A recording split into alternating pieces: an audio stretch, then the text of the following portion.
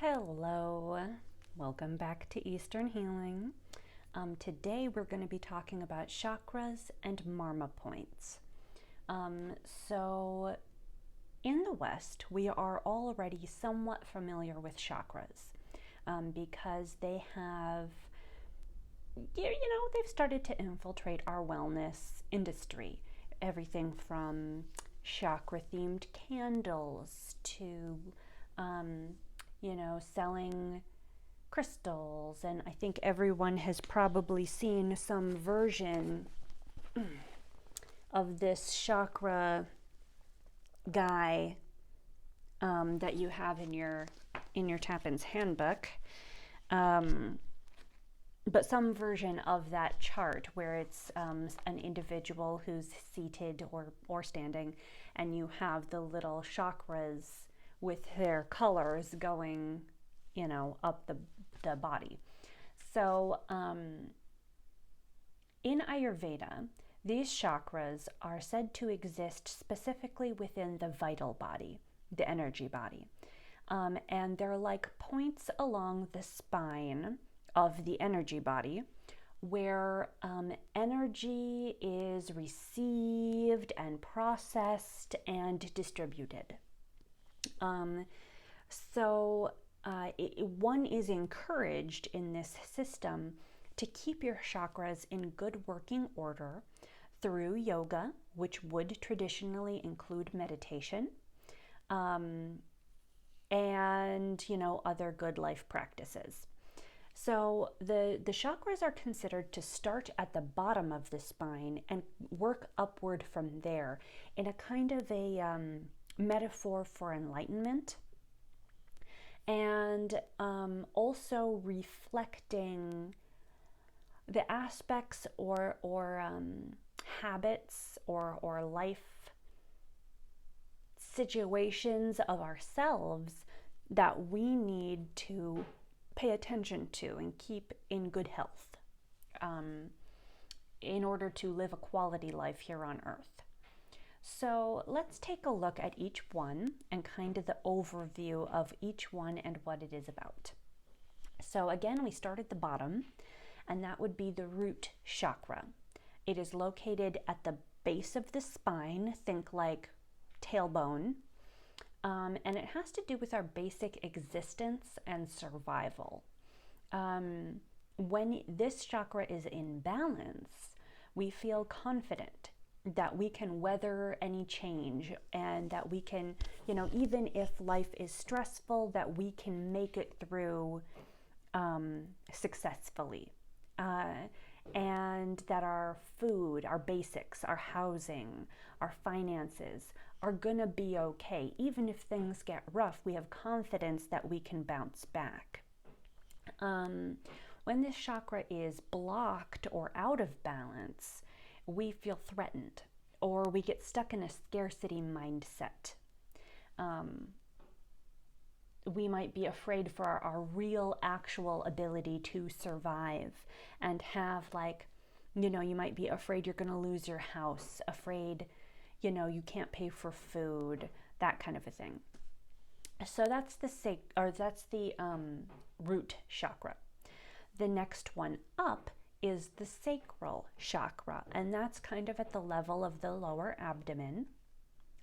And it's considered like the next step up from survival.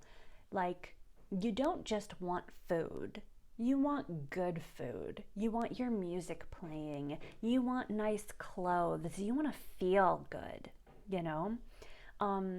So it's considered like the sensual center. You're not just surviving, you're feeling good.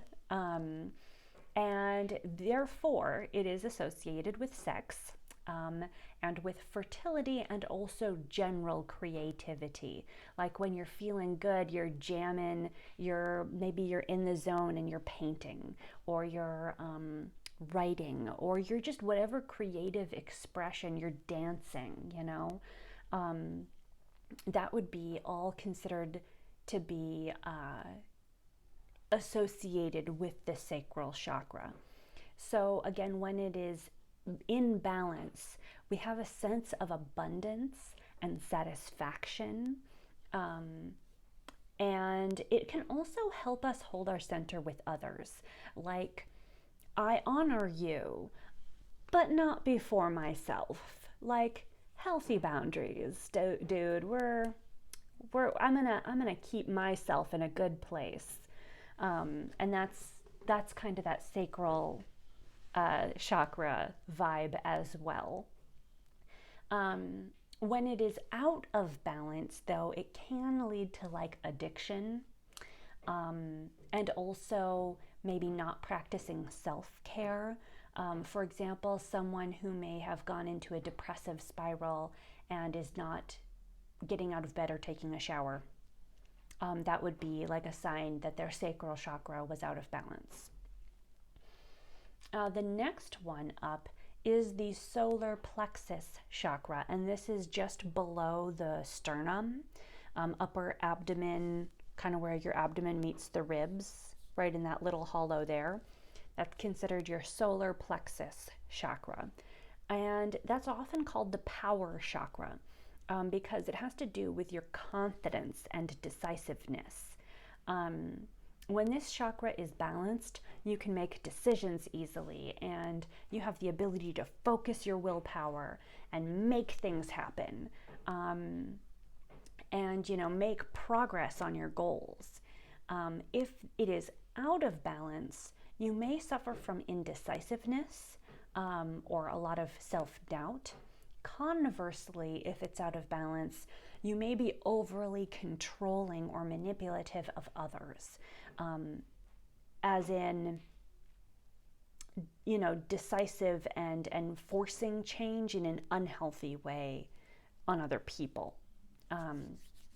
So that's the solar plexus chakra. The next chakra is called the heart chakra, and it's located at the center of the chest. This chakra is the chakra of love. This is loving others, receiving love from others, and loving yourself. The chakra is considered to kind of be a bridge between the lower chakras, which are seen as more material, and the upper chakras, which are more spiritually centered. When the heart chakra is in balance, it allows you to experience deep compassion, love, and empathy. If it's blocked or out of balance, we might struggle with self-worth, because again, loving yourself is part of it. You might struggle with relationships or establishing deep and meaningful connections. So that is the heart chakra. The next one is the throat chakra, and it is located in the throat, specifically right in the voice box area. This chakra is seen to give expression to the heart, and the relationship between the heart and the throat chakra is seen as very important. I mean, obviously all of them are seen as important, but in particular, the relationship between the heart and the throat chakra are seen as important. This chakra it allows us to speak truth clearly and firmly. So if it's out of balance, we might have trouble expressing ourselves, perhaps with the willingness to speak at all, or trouble finding the right words to truly and authentically express what we mean. Also, due to anxiety, the sense of clenching in the throat, they associate that. And then alternately, if your throat chakra is out of balance, you may be prone to lying, because it's not just speaking clearly, it's speaking truth, authentic truth. Yeah. So that's the throat chakra. So the next one is the third eye. A lot of times I see people go for a right between the eyebrows, but it's actually just a teeny bit up. It's slightly above the level. I made a dent in my head. Slightly above the level of your eyebrows. And that's the third eye chakra. It's associated with vision, like metaphorically, as in having vision, having insight, being able to see the big picture, being able to have an open mind beyond the purely physical aspect of sight. An open third eye would allow us to be imaginative and intuitive and have an open mind, you know. A blocked or unbalanced third eye would cause us to feel like a lack of clarity, a lack of wisdom, maybe a lack of direction, like you can't see the big picture or the path of your life. That would all be third eye chakra related things. And the final one is the crown chakra, and it's right at the top of your head. Remember that chakras are along the spine of your energy body. So you'll notice that the crown chakra is often depicted like slightly above the image's physical head, like extending above it. And that's because our energy body does extend out from our physical body in the Ayurvedic system. So there you go. So the crown chakra represents enlightenment, pretty much. And in Ayurveda, relatively few people are considered to be really ready to fully open their crown chakra. This would be like if you had a fully open crown chakra, you would be considered to be a bodhisattva, someone who has attained enlightenment for realsies. But just because it's not fully open doesn't mean that it's completely closed either. Even if we are not yet enlightened ourselves, an imbalance crown chakra kind of would allow us to access a higher consciousness and more fully experience spirituality in general. If it's very blocked or out of focus or out of balance, you'd be prone to like cynicism or disregarding things that would otherwise be considered sacred. They may have the lack of ability to even conceive of a spiritual existence. So that's like crown chakra stuff. And so as you go from the root chakra of basic survival up through all the chakras in your energy spine to the crown chakra, the reason why in Ayurvedic practices keeping up with doing yoga is so important is because the physical postures of yoga help to keep your physical body supple and in working order. And they see that as like taking care of not just your body, but like your nervous system. And meditation also primes your system and smooths the pathways in your chakra system and your energy system in general, so that you are capable of opening that final door, that your energy is in alignment so that you can achieve enlightenment in their system. And so if you've ever heard of Kundalini yoga in particular, Kundalini yoga, some practitioners believe you should not attempt to practice it as your primary or like as your first style of yoga, because it is specifically the type of yoga that's intended to open the chakras up the energy spine and finally open your crown chakra so that you can achieve enlightenment. And they look at this the same way someone might look at running a marathon. If you just took someone who was a couch potato, threw them out the door, and told them to run 26 miles, they would hurt themselves, right? You don't start with trying to open your crown chakra. The spiritual, in the spiritual and cultural context of these people, when you're talking about chakras, that's not just like, oh, woo-woo, whatever.